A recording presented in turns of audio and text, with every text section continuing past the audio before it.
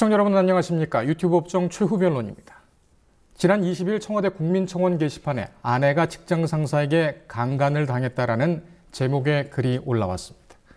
노인복지센터에 근무하는 사회복지사인 아내가 센터 대표에게 지속적으로 성폭력을 당해왔다. 그래서 그 충격으로 아내는 극단적 선택을 시도했고 이 사실을 알게 된 아이들도 충격에 빠졌다라는 내용이었습니다. 한순간에 단란했던 가정은 지옥으로 변했고 이 청원 게시판은 결국 청와대 국민청원 게시판에 문을 두드렸습니다. 그런데 이 사건, 청원 게시판에 글이 올라온 지 나흘 만에 이 사건은 급반전을 맞게 됩니다. 청원인이 온라인 커뮤니티 게시판인 보배드림에 같은 내용을 올렸었는데 이 글에 이 가해자로 지목된 센터 대표가 반박을 내건 겁니다. 사랑이었다. 센터 대표는 청원인의 아내와 나눈 사적인 문자까지 공개했습니다. 그러나 여기에 다시 청원인인 남편이 한 차례 경고를 했음에도 불구하고 성폭력은 계속됐다고 재반박했습니다. 사건은 진실 공방으로 번지고 있습니다. 오늘 최후 변론에서는 이 내용을 집중적으로 살펴드리겠습니다. 오늘도 신중권 박지희 변호사 나오셨습니다. 어서 오십시오. 안녕하세요. 변호사님들, 우선 이 사건 이런 반전을 맞기 전에 이미 저희가 아이템으로 이 내용을 좀 선정하지 않았습니까? 그런데 방향은 원래 저희가 잡았던 방향은 이 국선 변호가 제대로 되고 있느냐, 피해자 국선 변호가 제대로 되고 있느냐 이런 문제였는데 사건의 성격이 완전히 바뀌고 있습니다. 신중권 변호사님 어떻게 생각하십니까? 예, 사실 솔직히 이 사건은 전형적으로 이런 말 하죠. 중립기여받고 선고해야 된다. 이 사건이 아닐까 싶어요. 저도 처음에 봤을 때도 약간 이상하다는 생각이 들기는 했거든요. 뭔가 그렇게 사실 이거 형사처벌의 대상인데 이거를 청원에 올려서 뭔가 여론몰이를 하려는 것 같다는 생각이 들었어요. 그러니까 이 수사가 제대로 진행이 안 된다는 거거든요. 그게 뭐 여러 가지 이유가 있을 수 있어요. 뭐 수사기관에서 제대로 안 해주는 경우도 있을 수 있지만 사건 자체가 애매한 경우가 있을 수 있거든요. 그래서 그거를 조금 유리한 쪽으로 바꾸기 위해서 이렇게 하는 경우도 꽤 많아요. 그래서 좀 이 사건은 좀 제대로 우선은 뭐 선입관 가지 말고 제대로 봐야겠다라는 생각을 갖고 있던 찰나에 그 대표라는 사람이 이제 반박하는 글을 올려서 역시나 뭐 그렇게 제 예상이 맞았구나라는 생각이 좀 들긴 하더라고요. 그렇군요. 역시 변호사님이라. 박 변호사님께서는 어떻게 생각하십니까? 이게 만약에 이제 그 남편의 글이 맞다면 업무상 위력에 의한 간음이 되는데 그렇게 되면은 그 죄가 되게 셉니다. 7년 이하의 징역 또는 3천만 원 이하의 벌금에 해당하는데 과연 이제 이게 화간이냐 간음이냐 뭐 불륜이냐 강간이냐 지금 이 초점이 맞춰져 있는데 사실은 이제 디지털 포렌식 수사가 어떻게 되는지 핸드폰 다 복구를 해가지고 각자의 뭐 SNS나 주고받았던 문자 메시지 지금 이 그 대표가 또 올린 문자는 또 일부분일 수 있기 때문에 전체에 대한 수사가 필요하지 않나라는 생각이 듭니다. 알겠습니다. 지금부터는 이 문제 한 걸음 더 깊이 들어가 보도록 하겠습니다. 신 변호사님, 청원인 그러니까 사회복지사 아내의 남편 입장은 확고한 것 같습니다. 피해자라는 확신을 갖고 있는 것 같은데 이 고소장을 접수하고 언론에 제보도 하고 청와대 국민청원 게시판에 또 글을 또 올리고 그것도 모자라서 보배드림이라는 온라인 커뮤니티 게시판에 글을 또 올리지 않았습니까? 이렇게 되면 이 남편 청원인의 이 주장은 상당히 좀 신빙성이 있다고 봐야 되지 않을까요? 일관적이니까. 이게 근데 사실 찾아봐야 될 게 첫 번째가 이게 피해자의 직접적인 진술은 아니에요. 피해자의 직접 진술이 아니다. 피해자로부터 전해 들었다는 남편의 진술이기 때문에 물론 남편은 이 아내의 말을 그대로 믿었을 수도 있어요. 그래서 정말로 우리 아내가 지금 대표로부터 강간을 당했다 이렇게 믿고 있을 수가 있고요. 뭐 이거는 또 뭐 다른 가능성인데 두 번째는 이 불륜 사실을 알고 나서 뭔가 되게 화가 날 거 아닙니까? 두 사람이 그렇게 하는 관계를 맺고 있다는 것에 대해서 어떻게 보면 물질적으로라도 보상을 받고 싶다라는 생각에 이렇게 주장을 해서 어떤 자신의 어떤 목표를 달성하려고 하는 이 두 가지를 다 생각해 볼 수 있을 것 같아요. 그렇군요.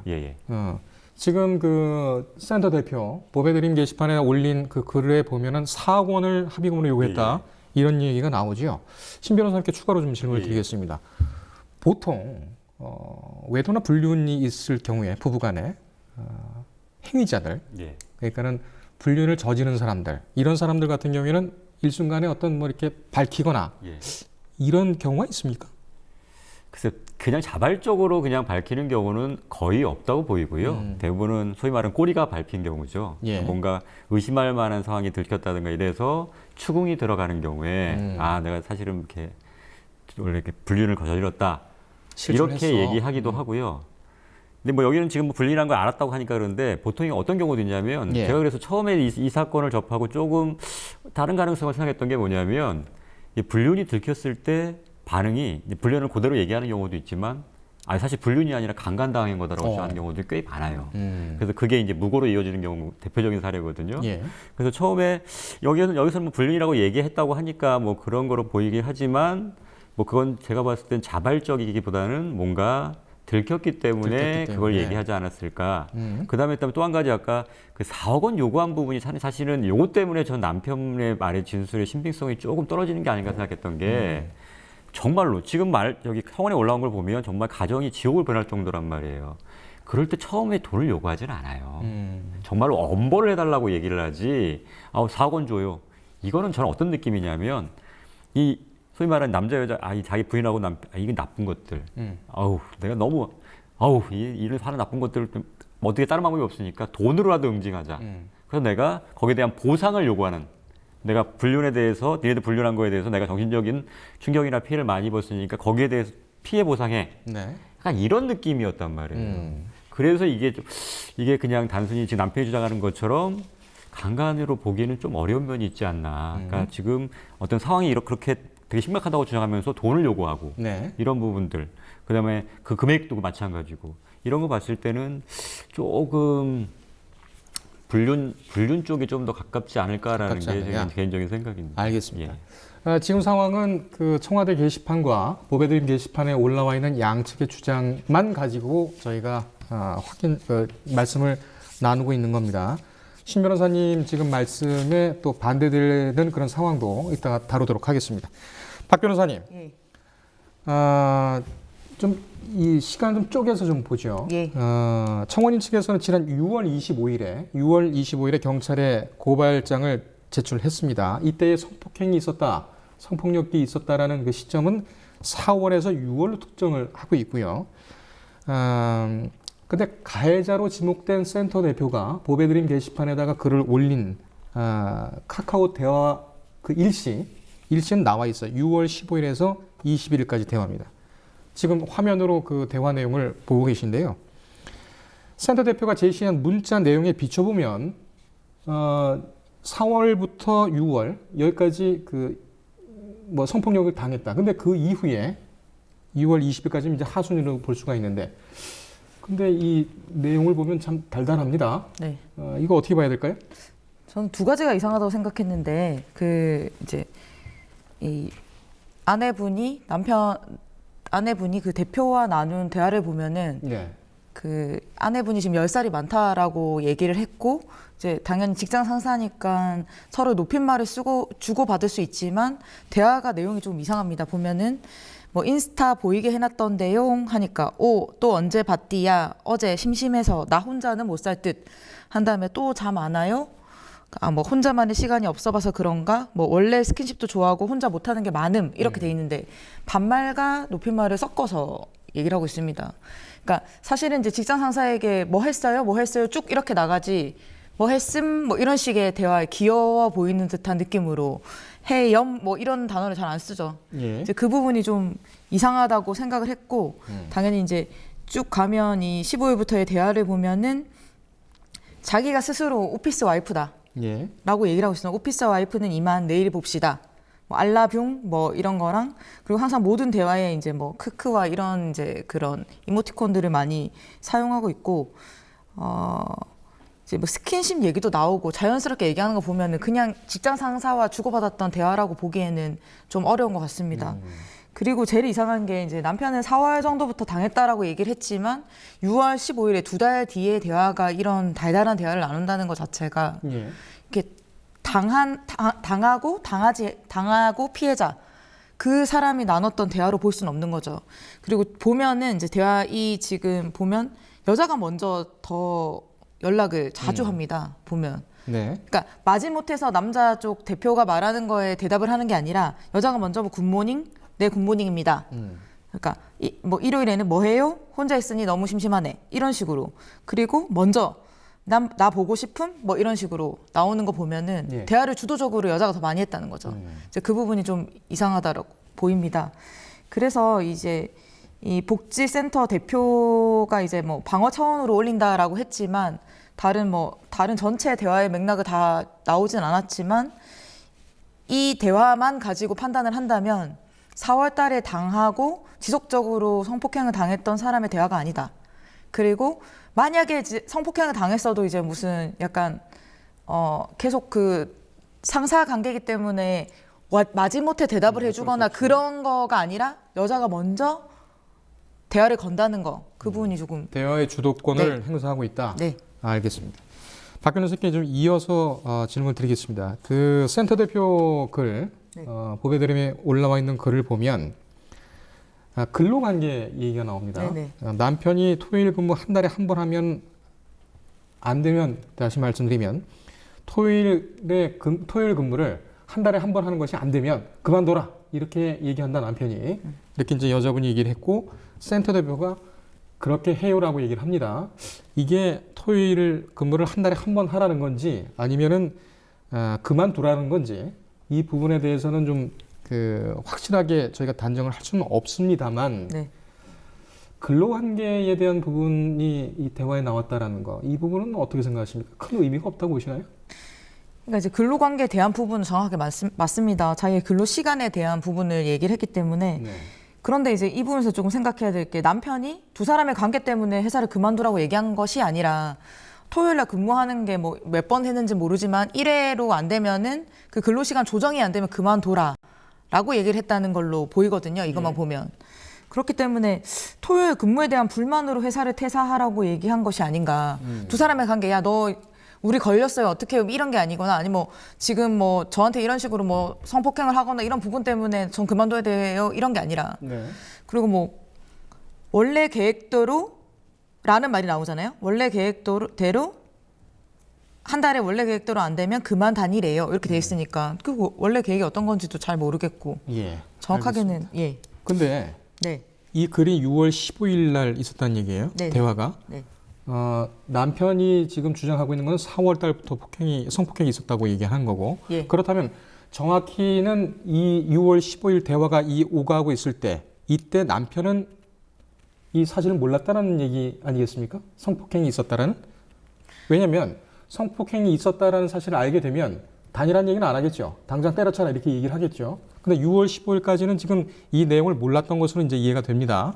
그런 것 같아요. 왜냐면 그 고발장을 쓴 것도 6월 24일 날 낸 걸로 봤을 때는 6월 25일 날. 네네. 예. 6월 25일 날. 네. 그리고 그 센터 대표 주장도 24일 정도에 알게 됐다고 얘기했으니까 네. 남편이. 네. 신 변호사님, 예. MBC 보도의 영상을 보면 센터 대표와 그 사회복지사 아내가 건물, 그러니까 복지센터 건물이죠. 예. 여기 이제 들어간다고 합니다. 예. 그 내용이 공개가 됐는데, 센터 대표는 그 사회복지사 아내를 손으로 좀 끄는 모습이고, 복지사 아내는 좀 거기는 안 들어가겠다라는 그런 표정을 좀 보였습니다. 몸짓이죠. 표정은 예. 안 보이니까.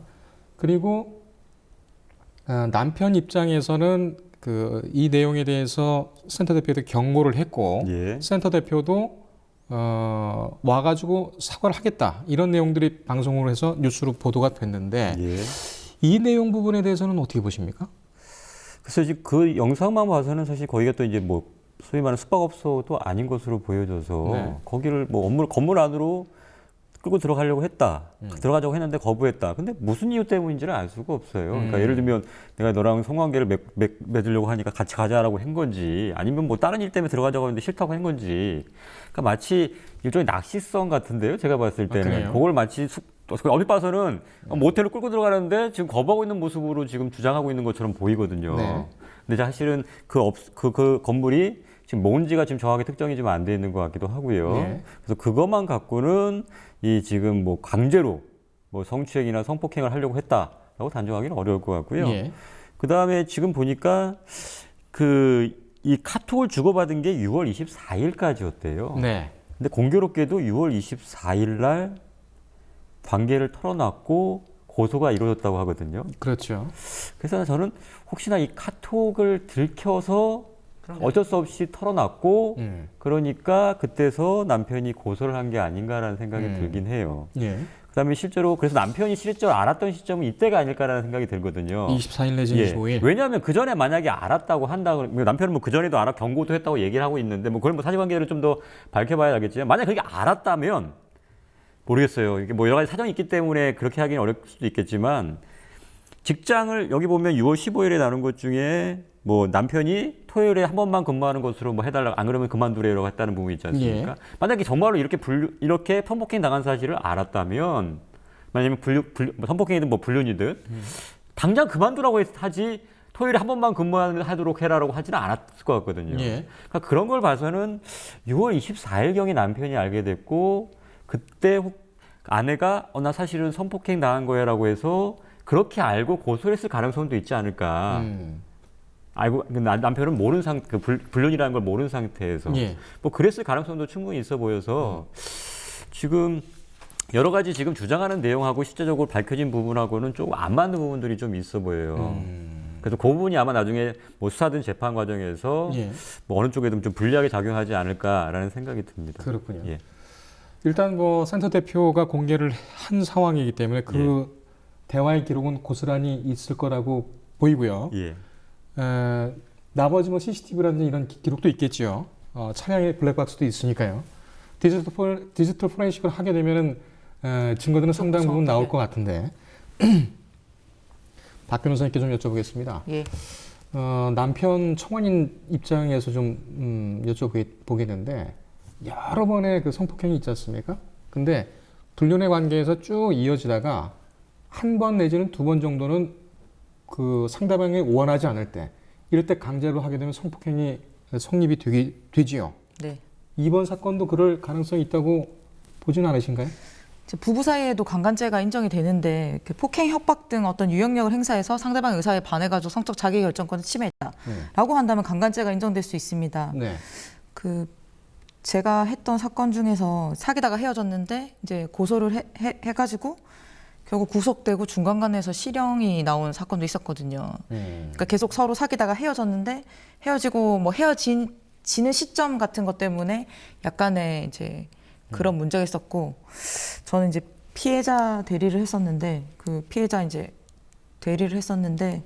뭐 그렇게 해서 중간간이 나온 적도 있습니다. 그러니까 이 폭행 협박으로 사람을 강간한 자는 3년 이상의 유기징역에 처한다라고 돼 있기 때문에 부부 사이에 간에도 무조건 뭐 폭행 협박으로 때리거나 뭐 유리병으로 찌르거나 해서 성행위를 요구받아서 당연히 해야 될 의무는 없기 때문에 연인 사이라고 하더라도 어떤 한 시점에 폭행 협박이 있었다면 강간죄가 인정될 수 있습니다. 근데 이게 그런 문제가 있는 것 같아요. 저도 예전에 그러니까 뭐 사실 성관계를 한 100번 정도 했어요. 예. 근데 그중에서 가운데 중간에 있는 한 3-4번만 강간이라고 고소한 사건이 있었거든요. 그러게요. 지금 제가 여쭤보려고 하는 그게 그건데 근데 그 사건에서 인정이 돼서 저는 아니 어떻게 이것만 강간이냐.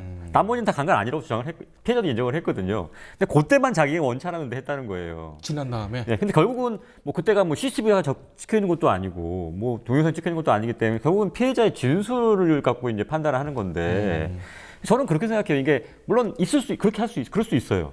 근데 다만 그 진술의 신빙성 그러면 어떻게 판단해야 될 문제인 건데 요즘 같은 경우에는 거의 뭐 일관되게 진술하면 뭐 거의 다 이제 인정되는데 그러니까 그동안에 여러 번에 걸쳐서 아무런 합의하에 성관계가 이루어졌는데 요거만 딱 강간이라고 주장하려면 뭔가 그럴 만한 이유가 있어야 될 거 아닙니까? 뭐 객관적인 증거가 있으면 더 좋긴 하겠지만 그게 없으니까. 그래서 이런 부분이라면 오히려 피해자의 진술의 신빙성을 좀 더 엄격하게 봐야 되는 게 아니냐. 왜냐면 그러니까 딱 고행위만 3번 있었고 그 다 뭐 강간당했다 주장하면 그럴 수 있으면 그냥 뭐 그거는 피해자가 일관되게 진술하면 그럴 수 있는데 그동안 쭉 합의했다고 하면서 중간에만 몇 번만 자기가 그냥 뭐 강간을 당했다고 주장하면 그건 약간 어떻게 보면 이례적일 수 있지 않습니까? 그러면은 지금 말씀하신 그 판례를 보게 되면은 지금 청원인의 주장이 받아들일 가능성이 좀 있네요. 그래서 제가 사실은 조금 그러는 건데 근데 그 사건 같은, 근데 그 사건도 마찬가지, 이 사건도 그렇지만, 그래 저는 그래서 성범죄 문제에 있어서 너무 피해자의 진술의 신빙성을 판단할 수 있는 게 너무 없다고 생각을 하는 사람 중에 하나예요. 그러니까 뭐 그래서 피해자를 보호하거나 이런 문제 더 물론 철저하게 해야 될 건 맞긴 맞지만 이렇게 중간중간 계속해서 합의하에 성관계가 있다가 중간에 몇 번이 만약 강간당하게 주장한다면 그럼 어떻게 판단하겠냐는 거예요. 어떻게 누가 본 것도 아니고. 그러니까 사실은 뭐 마음이 갑자기 사귀다가 마음이 변해가지고 나 여고만 강간으로 고소하겠다라고 마음 먹으면 사실 현재로서는 막을 방법이 없어요. 그렇군요. 제가 했던 그 사건에서도 약간 그런 관계였어요. 헤어지는 시점이 약간 그리고 나서 또 좋아서 서로 그렇게 했었는데 그걸 또 그 집도 그랬어요? 네, 약간 우리는 헤어지는 시점 정도에 있었던 일이고 박 변호사님 케이스는 쭉 사귀다가 여기서 강간이 있었던 거고 신 변호사님께서는 쭉 좋았다가 여기서 한번 강간 비슷하게 있었고 또 쭉 관계가 있었고 근데 이 부분이 중간만 딱 그거만 몇 건만 찍어가지고 강간이라고 했었어요. 그러니까 예전에는 사실은 이런 강간을 이렇게 화간이냐 강간이냐 봤을 때 당연히 이제 피해자의 진술만 무조건적으로 보지 않고 여러 가지 상황을 봤는데 요새는 피해자 진술이 좀 그러니까 이게 그렇게 됐어요. 증거의 가치가 높아진 거죠. 예전에는 그러니까 범행 전후에 피해자의 어떤 태도라든가 어떤 상황 갖고 이제 피해자의 진술의 신빙성을 판단했단 말이에요. 그러니까 이게 뭐 여성 단체에서 뭐라고 하냐면 야 그 피해자 다음을 요구하는 거라고 얘기를 하고 있지만 피해자 다음. 예. 근데 뭐 예를 들면 전형적으로 예를 들면 피해자기 때문에 맨날 방에 처박혀서 막 이렇게 해가지고 이렇게 막 덜덜 떨면서 고통스러워하고 이런 걸 피해자음이라고 얘기하는 게 아니라 그러니까 지금 예를 들면 이거예요. 정말로 내가 강간당하고 있는데 그 다음날 먼저 연락을 해가지고 막 즐겁게 얘기하고 다 이게 만약에 CCTV에 잡혀 있거나 그리고 먼저 예를 들면 요구해서 성관계를 또 맺었다.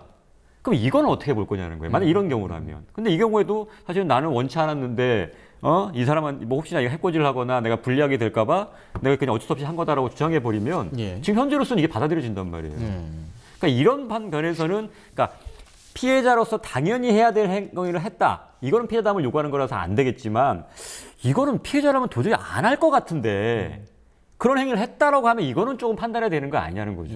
그러니까 예를 들면 전형적으로 우리 피해자라고 했을 때 상정하는 모습이 있잖아. 예전에 했을 때. 그러니까 그런 모습은 당연히 없어져야 되는 게 맞지만 야 이거는 피해자가 먼저 이렇게 하는 건 좀 약간 이상하지 않아? 이런 것들에 대해서는 판단의 자료로 삼아야 된다는 거죠. 근데 지금은 그것도 못하게 한다는 거예요. 알겠습니다. 지금 대법원 말씀 계속하시겠습니까? 대법원 판례 최근에 나온 것 중에 그 피해자다움 말씀을 하셨기 때문에 말하는데 항소심까지는 그 피해자다움이 없다고 해서 무죄가 나온 예가 있었습니다. 그게 어떤 거냐면 피해자가 그 수치심 내지는 뭐 절망, 좌절 이런 것보다는 분노 이런 부분 확 가지고 막 이렇게 하고 그런 상황이 있었는데 그게 오히려 적극적인 그런 부분이었고 보통의 피해자다움은 아니었다라고 했는데 대법원에서 그 분노도 성폭행에 따른 그 피해자의 감정이었다. 그죠? 그거는 어느 정도 그럴 수 있다고 생각을 해요. 발언이라는 게 사실은 그러니까 내가 어떤 피해를 당했을 때 뭐 부끄러워하고 숨고 이런 것도 있지만 적극적으로 나서서 야이씨 나 왜 그래서 막 오히려 화내고 이런 거는 가능한데 그게 아니라 오히려 더 적극적으로 친밀함을 표시하거나 그러니까 뭐 굳이 그렇게 할 필요가 없는 상황에서 예를 들면 뭐 그렇게 해야 되는 상황이라면 그 상황에서는 그렇게 하는 게 어떻게 보면 자연스러울 수 있겠지만 그게 아니라 굳이 그렇게 안 해도 되는데 와서 적극적으로 뭐 더 챙겨주고 막 더 막 스킨십도 더 하고 막 이런 경우라면 그거는 좀 다르게 봐야 되는 게 아니냐는 거죠. 그렇군요. 분노보다는 친밀감 쪽이면 적극적인 친밀감이면 말씀하시죠. 그래서 원래는 이제 뭐 원나잇이나 이런 거 했을 때도 보통은 이제 뭐 다 그런 마지막에는 뭐 국밥을 먹고 헤어져라 막 이런 게 있었거든요. 근데 요새는 이제 그런 것들이 의미가 없어졌어요. 통하지 않는 거죠. 사실. 그렇군요. 그 왜 꼭 국밥들을 먹는지 모르겠습니다. CCTV가 있으니까. 그 앞에 가면 그 어묵도 팔고 그러는데. 뭐 그렇죠. 어쨌든간에 그건 그런 식으로 뭔가 그 이후에도 뭔가 둘 사이의 다정한 모습을 보여야 된다. 그렇게 해놓으면 좀 뭐 그날 문제가 되지 않을 거다라고 해서 했는데 요즘은 그렇지 않다는 거죠. 그 부분도 이제는 인정이 안 된다. 그 부분은 이제는 뭐 그러니까 이게 이렇게 하잖아요. 뭐 피해자의 대처 양상은 다 다르다. 그래서 뭐 어떻게 된다는 거에 대한 구체적인 또 얘기가 없어요. 그렇게만 얘기해놨지. 그럼 어떻게 어떻게 그런 판단하냐? 에 대해서 어떤 지침을 줘야 될 거 아닙니까? 그러면 대법원 입장에서는. 그러니까 지금 그래서 하고심에서는 혼란이 왔어요. 뭐 성인지 감수성 이후에 뭐 피해자의 진술을 뭐 함부로 배척하지도 말아라. 피해자의 대처 양상은 다르기 때문에 꼭 이렇게 대응한다고 뭐 전형적인 대응 모습이 있는 게 아니어서 뭐 이렇게 각자 다양한 모습들이 다 다르니까 그냥 그대로 그냥 인정해 줘라. 이렇게 해놓고 나서 그러면 피해자의 진술의 신빙성을 어떻게 판단하냐? 그냥 일관되면 그냥 믿어줘라. 이거밖에 없거든요. 근데 그 일관성도 상당히 좀 주관적 그러니까 판단이 될 일관성도 수가 못 되는 있기 때문에. 뭐냐면 전후 사항은 상관없어요. 행위 딱 내가 어떻게 강간을 당했거나 어떻게 강제추행을 당했다. 이 부분만 일관되면 돼요. 그래서 앞에 부분은 만약에 틀리면 뭐라고 그러냐면 그 부분은 중요한 부분이 아니다. 아 그렇게 네. 이렇게 또 배척한다. 그러니까 결과적으로는 신빙성은 그냥 피해자가 웬만하면 특별하게 뭐 소위 말하는 꽃뱀이 아닌 이상은 그걸 확실하게 입증할 만한 뭔가 있지 않은 이상은 그냥 피해자로서 믿어줘라. 이게 지금 판례의 태도거든요. 그 이전에 이제 부부강간죄가 인정됐을 때 약간 센세이션한 반응이 있었죠. 이게 부부강간죄가 인정되다는 얘기인데 그때 그 당시의 사실관계는 그 자신의 처랑 싸우다가 이제 주먹으로 때린 다음에 과도로 이렇게 뭐 신체를 찌르거든요. 얼굴, 가슴, 어깨를 찌른 다음에 하는 그런 행위여가지고. 찔렀어요? 네, 칼로 이렇게 수에 찌른 다음에 이제 성관계 요구하니까 나 안 하겠다라고 하고 나서 좀 있다가 또 때릴 듯이 막 협박하니까 강간해가지고 이제 뭐 이게 강간죄 상해죄 경합범이다라고 나온 거였는데. 그건 강간이죠. 네, 이 정도는 이제 돼야 되는데 사실은. 요새는 조금 그 성범죄에 있어서는 남성이 확실히 불리한 그런 상황입니다. 여러분들은 어떻게 생각하십니까? 지금 판례 경향은 확실히 엄격하게 보고 있는 건 맞는 것 같습니다. 아무리 연인 관계라고 하더라도 뭐 상대방의 의사를 존중해야 되는 건 맞는 것 같기도 하고요. 결국 이게 피해자 보호와 무죄추정의 원칙이 충돌하고 있어요. 그러니까 그 부분에 대해서, 그러니까 너무 지금 피해자 보호 쪽에 그쪽에다 중점을 두다 보니까 사실 무죄추정의 원칙이 조금 희석화됐어요. 그러니까 이게 사실 문제인데 어떻게 보면 형사 대원칙인데 이게 왜 그러면 특정 범죄에 대해서만 해당한 게 문제라는 거죠. 그러니까 다 무죄추정의 원칙은 적용한다고 하면서 유독 왜 성범죄에 대해서만 무죄추정의 원칙이 이렇게 많이 퇴색됐냐? 이거에 대한 문제점에 대해서는 좀 더 짚어볼 필요가 있다는 거죠. 그렇군요. 댓글 많이 달리는데 오늘. 네? 그러니까 이 갑자기 좀 약간 범위가 좀 약간 넓어진 것 같긴 하긴 한데 결국 이 사람 이거예요. 이거 뭐 지금 어떤간에 피해자라고 주장하는 쪽에서는 지금 이렇게 피해를 입었다고 주장했단 말이에요. 보통의 그런 뭐면 어차피 확실히 밝혀진 게 없잖아요. 무죄추정의 원칙에 따라서 이 사람 아직 그런 거 없다 이렇게 얘기해야 되는데 지금 보도 내용도 마찬가지로 거의 뭐 그런 것처럼 해가지고 지금 계속 보도가 됐단 말이에요. MBC에서 같은 경우에. 그러니까 이렇게 성범죄의 경우에는 좀 유독 더 어떤 진술만 있어도 거의 뭐 그냥 유죄로 몰아가는 종의 경향이 좀 있단 말이죠. 그럼 굉장히 한 사람이 입는 영향이라는 게 다른 범죄도 물론 그렇긴 하지만 성범죄는 거의 파렴치범이지 않습니까? 그렇죠. 한번 낙인 찍히면 나중에 형사 무죄나 무혐의 받았다고 사람들 그걸 기억 못해요. 알겠습니다. 그 얘기 나온 김에 이 문제를 좀 짚어보겠습니다. 저희 첫 원래 방향이었는데 청원인이 지적한 경찰 수사상 문제입니다. 국민청원 게시판 보면 이 피해자가 국선 변호사 선임을 요청했는데 2주가 되도록 선임 여부를 알 수가 없었다. 국선 변호사가 통화도 잘 안 됐다. 이 얘기입니다. 국선 변호사 통화 잘 안 된 거는 봉군 부사관 사망 사건에서도 이제 같이 노출되는 그런 문제인데 경찰 수사 단계에서의 국선 변호사 이거 어떻게 절차가 이루어집니까? 우선은 뭐 피해자가 뭐 수사기관이든 아니면 뭐 성폭력 상담소 있지 않습니까? 등 피해자 지원 유관기관에다가 나 국선 변호사를 선임해 주세요라고 신청 의사를 전달합니다. 그러면 이 경찰관이 관할 검찰청 검사에게 이를 보고하고 담당 검사가 선정 여부를 결정하게 돼 있어요. 그러니까 이 피해자 국선 변호사 선정은 검사가 하는 일이에요. 검사가. 그러니까 경찰이 할 수는 없어요. 그러니까 보고를 해서 검사가 선정해 주면 이제 피해자 국선 변호사가 이제 활동을 하는 거거든요. 그러면 검찰청 만약에 하기로 했다 그러면 이 검찰청 그 명부가 있어요. 피해자 국선 변호사 명부에 따라서 그 중에 한 사람을 검사가 선정해서 이제 알려주는 거죠. 그렇게 되면 다시 경찰관이 피해자에게 검사가 선정한 국선 변호사의 뭐 이름이라든가 연락처 등을 알려주게 되는 거죠. 이런 절차로 진행됩니다. 근데 그걸 왜 검사가 선정을 합니까? 그냥 경찰이 바로 선정을 하게 해서 배당하는 거 피해자 아닐까요? 국선은 보통 검찰청에서 관리를 해요. 그래요? 네. 풀이 있어요. 풀이. 그건 뭐 인권 보호 차원에서 아마 그런 모양이죠. 뭐 그러니까 필요 여부도 결정을 해야 되는 거고 그다음에 어떤 재정적인 문제도 있고요. 여러 가지 이유가 때문에 그러니까 그 그 피고인 국선 변호사는 법원에서 관리를 하고 법원에서 이제 해가지고 보통 하고 그다음에 피해자 같은 경우에 이제 검찰이 담당을 하고 있는 거죠. 이게 공공 변호사제도 그겁니까? 좀 다릅니까? 다른 거예요. 그건 형사 다른 공공 거고요. 변호인 제도랑 공공 다른 거예요. 변호사제도는 어떤 제도죠? 형사 공공 변호인 제도는 이제 아예 국선처럼 이렇게 국선이랑 비슷하게 형사도 이제 거의 수사 단계에서부터. 수사 단계에서 수사 단계부터 계속 변호를 지금 수사 단계에서는 피해자가- 지금 안 되고 있으니까요. 피해자가 아니라 피의자입니다. 피의자를 변호하는 국선 변호인을 지정을 해주는 것이 공공 변호사 제도군요. 지금 시행이 되고 있나요? 아직은 아직은 아직 아닌가요? 아직 안 된 걸로 알고 있습니다. 올해 중에 아마 되겠죠. 뭐 통과는 뭐 될 법률이 것으로 통과되면 알겠습니다. 공공 변호사 제도 그리고 피해자 국선 변호사 제도 이 부분도 혹시나 그런 일이 있어서는 안 되겠습니다만 일을 당하실 때 꼭 활용을 좀 해보시기 바랍니다. 박 변호사님, 네. 일반론적인 문제에서 좀 여쭙겠습니다. 이 성폭행 사건 문제 같은 경우는 아까 뭐 계속 얘기가 됐습니다만은 입증 문제도 있고 또 피해자 보호 문제도 있고 여러 가지 문제가 있지 않습니까? 저희도 계속 뭐 유사한 사건을 다뤄두면서 말씀을 드리고 있는데 성폭행 사건이 딱 접수가 됐다. 아니죠. 성폭행을 당했다. 여기 또 시작할까요? 그렇게 되면 피해자는 어떤 절차를 밟아야 됩니까? 이제 경찰에 예전에는 사실은 검경 수사권 조정 전에는 검찰에다가 고소를 보통은 했죠. 근데 이제 경찰에 고소를 하게 되면 수사 지휘가 따로 없습니다. 예전 같은 경우에는 검찰에다가 고소를 하면 검찰이 수사 지휘를 해서 2개월 안에 수사를 완료해라 이렇게 했었는데 이제는 검경 수사권 조정에서 강간죄는 검찰이 직접 수사할 수 있는 사건이 아니기 때문에 경찰에다가 고소장을 내고 그러면은 거의 성범죄 같은 경우에는 아까 말씀드렸던 피해자 국선이 그 검찰 단계에서는 가능하게 됩니다. 근데 우선은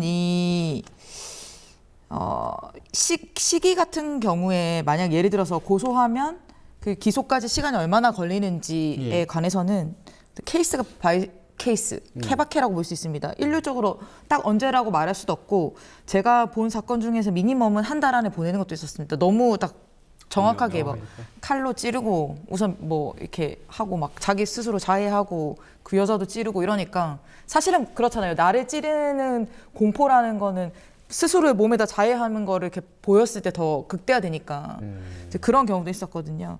그래서 한 달 안에 보내는 경우도 있고 뭐 이런 사건 보통 자백 사건입니다. 아 맞다, 내가 이 여자한테 뭐 이렇게 칼로 찌른 거 맞다. 이런 경우는 뭐 이제 한 달 안에 검찰에서 기소해가지고 발로 재판이 열리기도 하고 길게 걸리면 한 6개월 정도? 그래요? 네. 기소까지? 네네. 걸리는 그건 경우를 통상 그렇습니까? 아니면은 그 시한이 있습니까? 그런 거 따로 없고 제가 본 없고? 사건은 보통 아마 신 변호사님 더 많이 하시니까 원래 그 사건은 3개월 이내에 원래 처리하게 되어 있긴 한데 3개월 내에. 근데 제가 본 사건 중에 1년 넘게 걸린 사건도 있어요. 기소까지요? 예.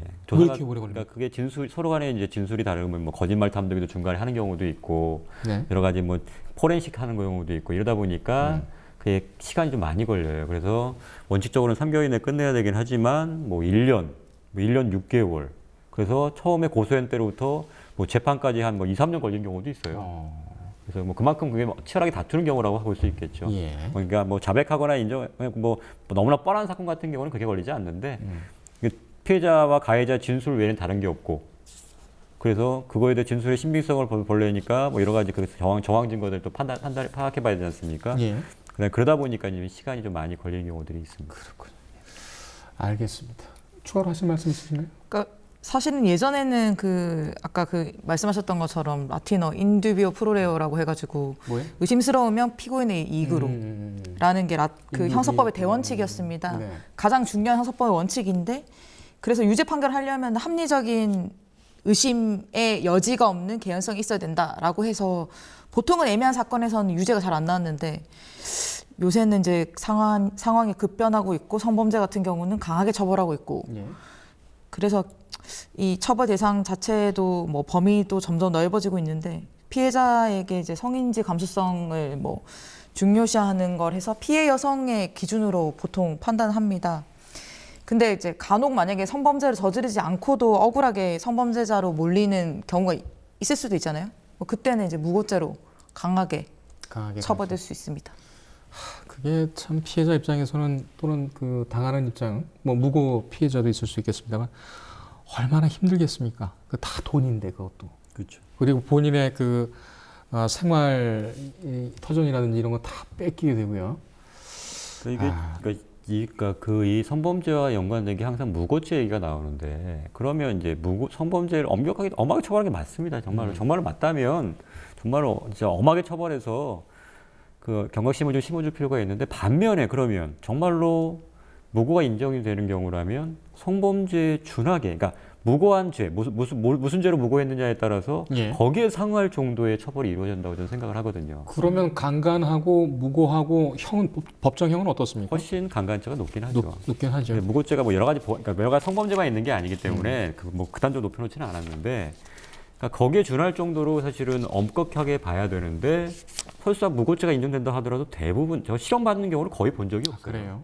그리고 인정된다 하더라도 그냥 거의 집행유예 단계거든요. 근데 남자 입장에서는 예를 들면 성범죄에서 성범죄자를 몰려가지고 재판까지 가는데 뭐 시간이 뭐 몇 년이 걸릴 수도 있고요. 비용 들죠. 그다음에 사회적인 낙인, 제 범금 통고락 당했을 거고 그거는 어떻게 보상을 받을 수 있냐는 거예요.